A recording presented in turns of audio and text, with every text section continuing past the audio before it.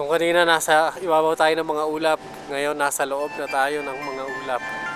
Nandito tayo ngayon sa Atok at susubukan nating mag-survive ng overnight sa isa sa pinakamalamig na lugar sa Pilipinas.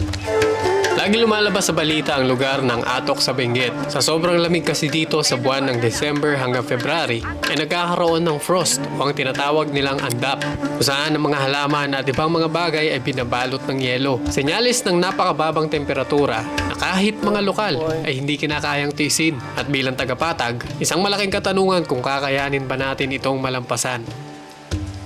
Pero bago yon, rewind muna tayo ng konti. Sa nakaraang episode nga ay isa pang sobrang lamig na adventure ang nangyari dahil nahulog sa nagyayelong tubig ng lake ang camera natin na kinailangan nating sisirin. Pero bawing-bawi naman dahil pagkatapos nun ay isang hot spring waterfalls ang na-discover natin. At ang mga nangyari, inyong matutunghayan sa pagpapatuloy ng Istokwa, ang kwento ng mga budget meal adventures.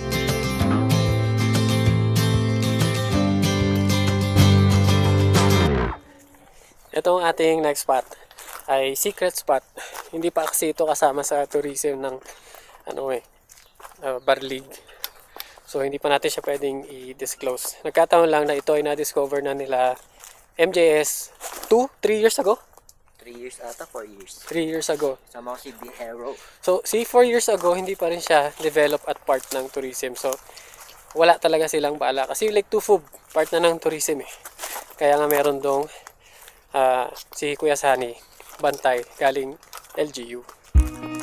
Pero kung sakaling pupunta kayo ng Lake Tufub, magtanong lang kayo sa mga kabahayan sa tabing kalsada kung saan ang trail papunta ng falls kung gusto niyo itong puntahan. Matarik at mahaba ang trail. Inabot kami ng mahigit 30 minutes.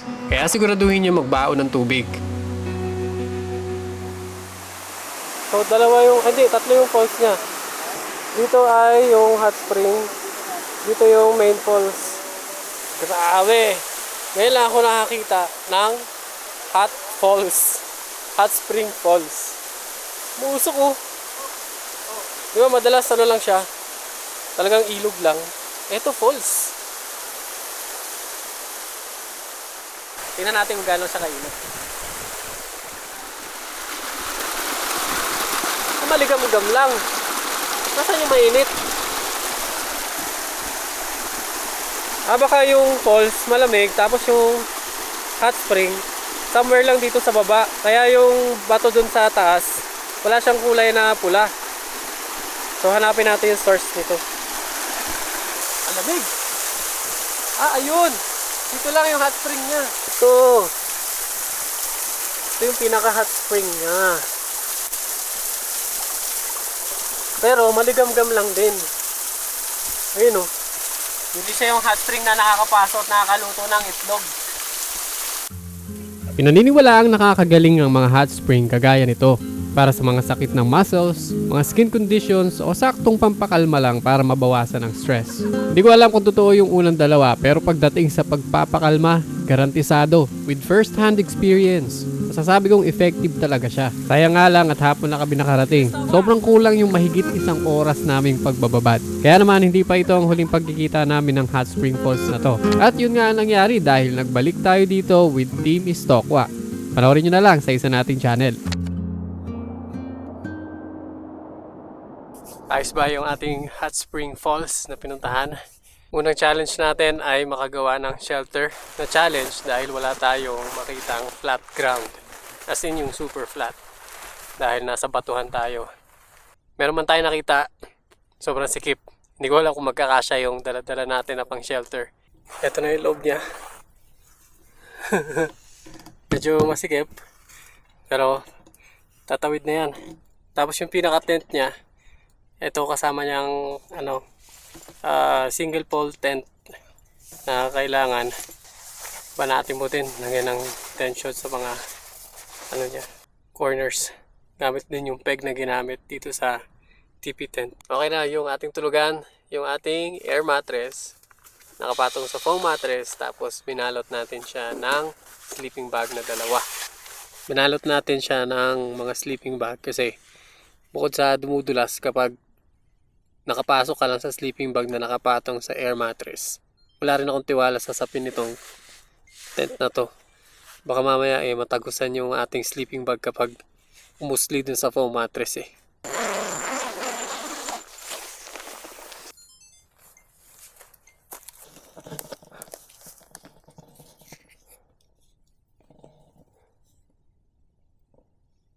.7 8.7. Kaya pala ang lamig paglabas ko ng tent. Ito ko naka t-shirt tapos may hangin pa. Balik tayo sa loob.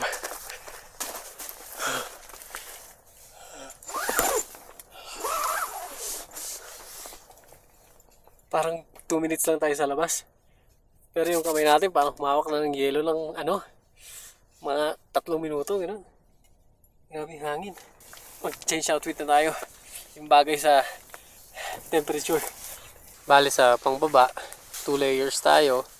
Yung ating thermal pants, tapos 2 medyas. Sa pangtaas, yung ating thermal sleeves, t-shirt, sweater, jacket, tapos sa kamay, gloves na butas.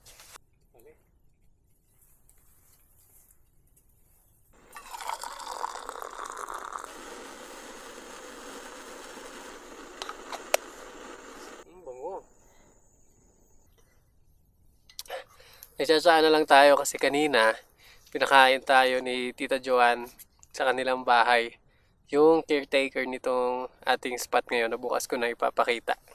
Sabi nga nila doon na kami matulog pero sabi namin di kailangan po namin maranasan yung ultimate na cold weather ng Atok. Tawa sila eh.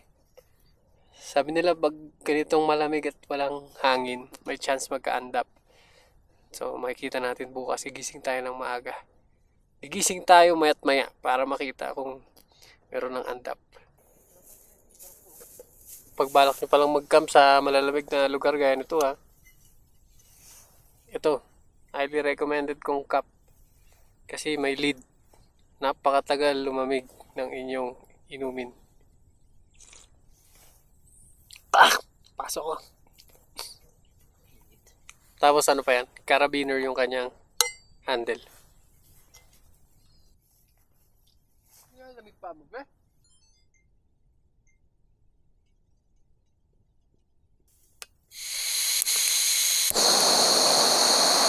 Kagandahan ng ganitong tent. Pwede kang gumalaw sa loob ng tent, magluto, na hindi ka mag-aalalang baka masunog yung tent mo. Kasi nga, nasa loob ng tent mo mismo yung ground eh. 7.9 yung huling check natin ng temperature.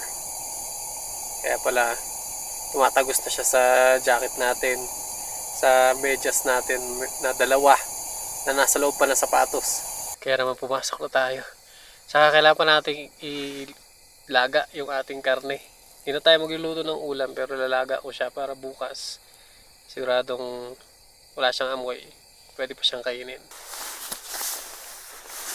Kita-kits tayo bukas o kung magising man ako mamaya madaling araw. Lalabas tayo at titignan natin kung gaano kalamig. Actually mag-aalarm na lang ako. 3:00, 5:00. Yun yung mga madalas pinakamalalamig eh. Kita-kits mamaya.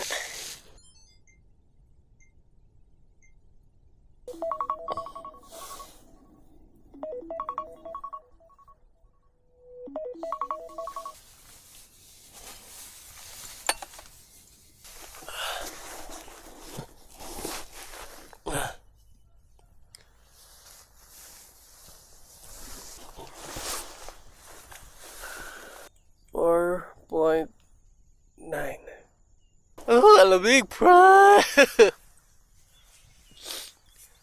Ah, oh God.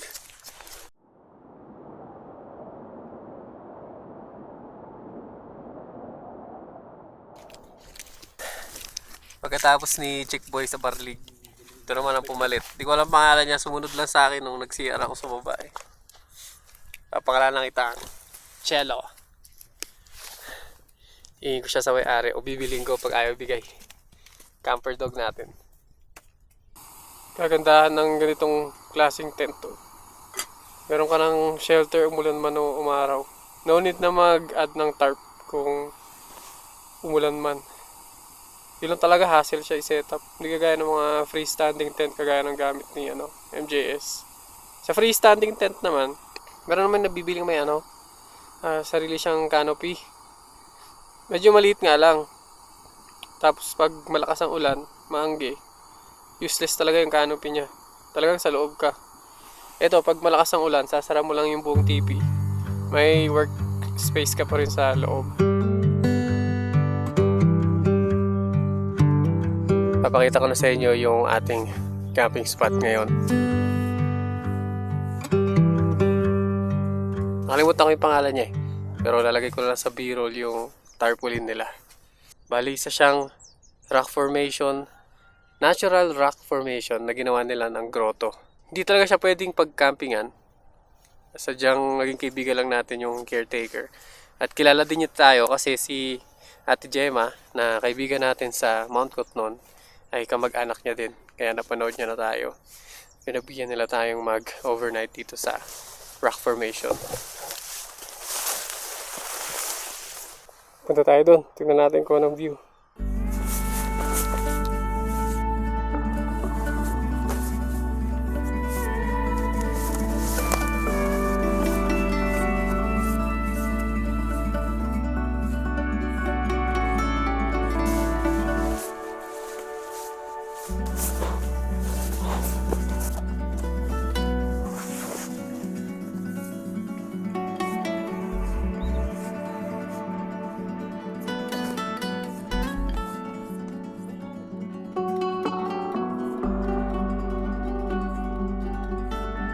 Ito nung shadow nitong bundok na to doon sa mountain ridge na nasa likod natin. Tapos sa iba ba yung mga garden ng mga taga dito. Dami tanim dyan. Pero mostly carrots at repolyo. Kasi ayon kay Ate Joanne, yun yung mga halaman na matibay sa lamig. So hindi sila prone sa damage kapag nagkaroon ng andap. Although pag tumagal na yung andap talaga at hindi naagapan, talagang masisira yung halaman. Sarap magpa-araw lang dito. Lamig ng hangin. Yung suit natin kagabi yun pa din pero tumatagos pa rin. Bali meron tayong windbreaker, sweater, t-shirt, tapos yung thermal garment. Bali ilang layers to? 4. Sa pants naman, yung kapote, tapos yung ating cargo pants, tapos yung thermal pants. 3 layers pero tagos pa din. At kung wala kang suot na gloves, para kang nakahawak lang sa yelo, nakababad yung kamay mo sa yelo. Sarap na buong araw ka lang dito, nakatunga nga. Wala kang gagawin kundi pusugin yung mata mo sa view. Enjoy yung katahimikan. May paminsan-minsang tunog ng mga lokal, chainsaw, grinder, mga nagtatanim, sprinkler ng garden. Pero lahat pumubuo ng payapang ambience. Hindi mo na kailangan mag-isip ng activity. Pahinga mo yung isip mo, pahinga mo yung katawan mo. Enjoy mo lang yung katahimikan at kapayapaan. Isa kasi sa sobrang sanay na yung katawan at isip natin na lagi tayong may ginagawa kasi araw-araw na pamumuhay natin, lalo na yung mga nasa syudad. Pagdating sa camping, ganun pa rin yung mindset natin na kailangan may ginagawa tayo para umubos ng oras. Pero try nyo rin minsan pag nag-camping kayo, wala, lang kayo, magmuni-muni lang. Healthy sa mind yun. Healthy sa mind, healthy sa katawan, healthy sa emotion. Takas nyo yung sarili nyo sa responsibilidad or pangangailangan na kailangan meron kang activity para lumipas yung araw. Whoa! Ito si Patrick, yung ating Taiwanese Stokwa member. Kagagaling lang ng Taiwan, siya yung nagbigay ng ating bagong team. Mamaya ako na inumin, pre, pag nandito ka para mabigay mo yung instructions ng tama. Kasi hindi daw to basta-bastang binababad lang. Mayroon siyang proper technique para ma-enjoy mo siya. Mamaya. Ba yung ganyan init? Ang dami! Hindi, pakita ko lang sa camera. So, kailan siya? Dagdagan kasi malaki yung baso eh. Yan. Kahit mga ganito kadami direct. Hindi siya yung diretsong bababad mo ng matagal. Hindi. Yan, okay na yan. Tapos after daw nun, ang unang babad mo is 20 seconds. 20 seconds. So, after 20 seconds, pwede mo na siyang inumin. Enjoyin Okay. mo na inumin. So, pag naubos mo na, so lalagyan mo ulit siya ng tubig. Oh, So, pag yung second naman is 30 seconds. okay. Yung pangatlo, 40. And pasa plus 10 siya, plus 10. Minsan sabi daw nila, up to 6 to 8 na ano mo na yung... Okay. yung O, lumapas na ng 20 seconds. Ikaw muna, pre. Siya. Parang smooth na magaan sa tiyan na tea. Para siyang kwan. Ano lang, tsaa? Para siyang Lipton na kakaiba. Okay, kaya? Oo. Sarap. Sarap siya. Ang gaan niya, soothing. May isa pa akong kukunin ko sa baba. Walang tamis. Kailan kami. Ah, oo nga. Super mild lang na tea. Parang ini-enjoy niya sa a little amount of ano na. Kaya kong maging favorite yan, direct. Walang na Ay, hindi. mabibili dito.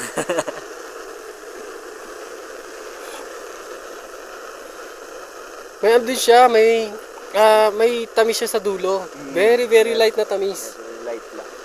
Masarap.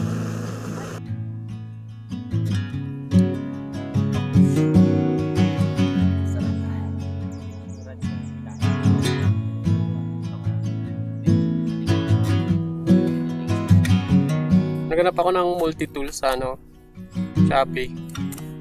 Para sana sa kutsilyo kasi yung folding knife ko mapurol, hindi ko mapatalas.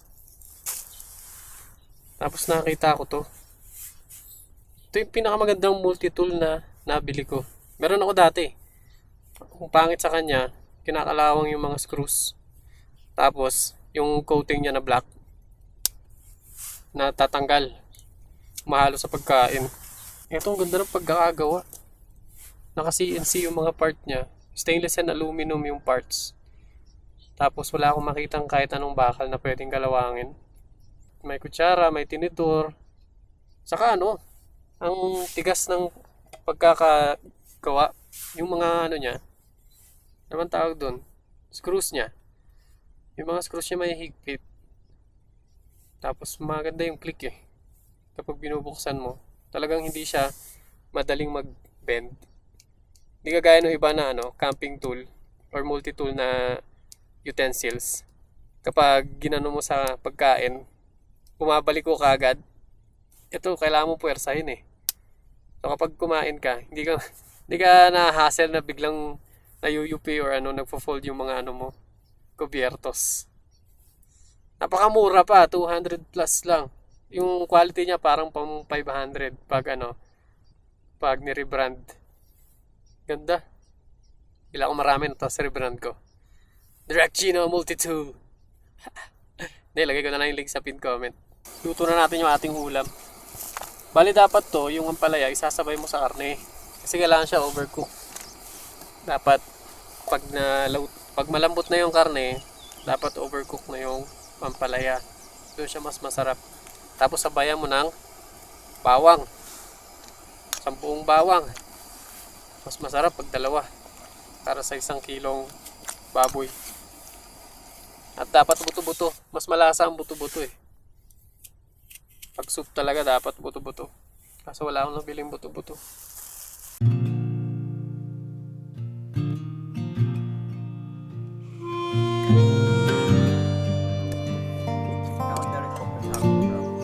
Tingnan naman natin itong chicken wings ni MJS.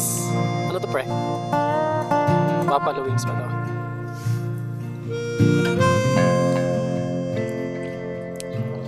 Nung natalo si Papa sa sabong.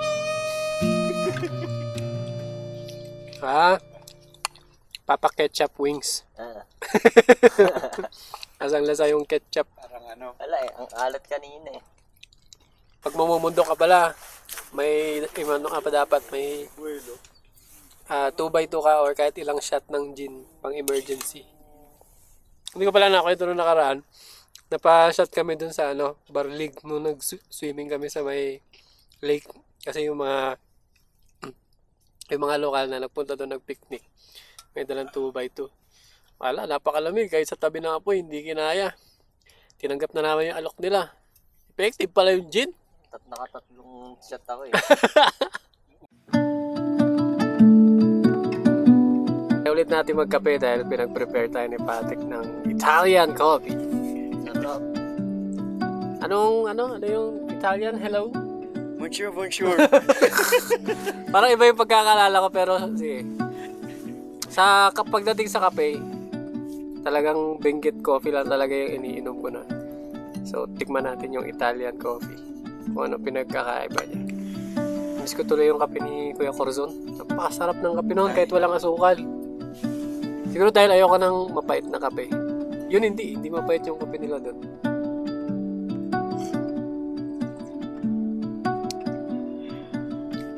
Sa bahay, hindi rin mabait. Maalat. May asin-asin pa yung baso.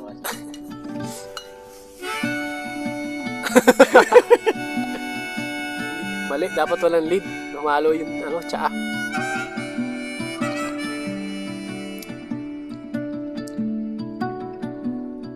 Sarap niya pre ha. Hindi ako nagulat sa sa pait. Kasi wala siyang masukal di ba?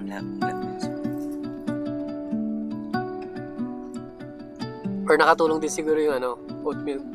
Sa mga may acid at gustong mag-enjoy ng kape, yan, turo sa akin ng marketing manager ng Freedcon. Shoutout ulit sa marketing manager ng Freedcon. Oat milk sa mga may acid pero gusto magkape. Effective. Soya milk din. Pero masyadong matapang yung lasa ng soya. Hindi siya bagay sa kape. Nangingibabaw yung soya. So maganda yung oat milk. Napakape ulit tayo. Sarap pre. Ganda. Ganda ng pagkaka-prepare.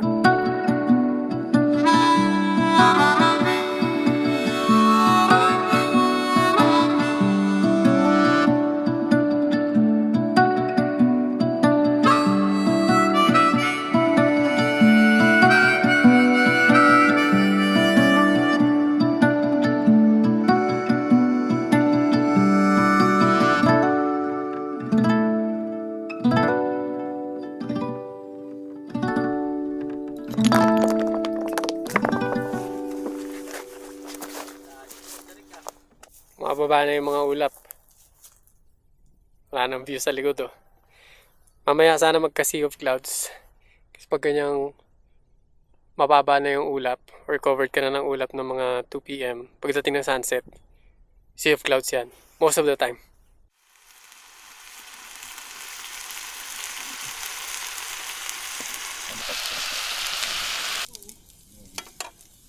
Buti na lang talaga sumunod dito si Patrick, ang official cook ng Team Stokwa. Kasama si PJ kaya lang nagmotor. Hindi na sila makakahabol. Nilulutuan niya na naman tayo ng isang masarap na putahe. Anong putahe yan, pre? Pita lang. Pita lang? Pita lang. Ano kayang lasa ng pita lang? Sa ako na yan, pagandaan ko yung recipe ko rin na to na full lang. Pita lang, pero pag natikman mo, parang kang kumain sa mamahaling restaurant. Napakalamog, Lambot sana yan. Sana yung rewind. Tanipan. Kompleto Ricardo. Ang sarap ng chicken. Napakalamog. Lambot. Okay. Ang sarap ng pita ni Pat. Kompleto Ricardo. Sarap ng chicken. Napakalambot. Tapos kinagat mo yun, di ba?